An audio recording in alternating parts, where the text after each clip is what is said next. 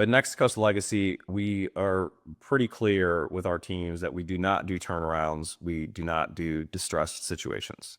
And there are a number of factors for that. If you look at the historical returns of the asset class, growth at the time of acquisition is one of the most important determinants of future success for a company.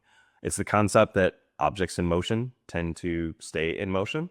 It also provides, particularly if the industry is growing in excess of GDP, some margin of safety that should you make mistakes, should things not go to plan, that you have the benefit of a growing business and some tailwinds at your back that can mitigate challenges of a business.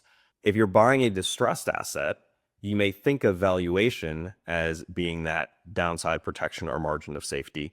We don't think about it that way. Valuation is the price you pay for the asset, or it's the value you get. And if the business is declining, it increases the speed at which you need to step in and make material changes to offset past performance.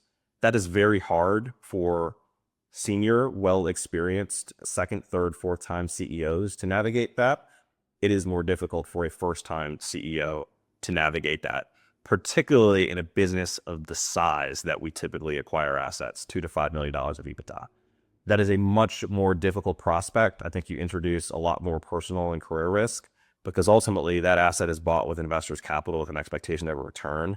And so you limit the time that you have to be able to change the trajectory of that business.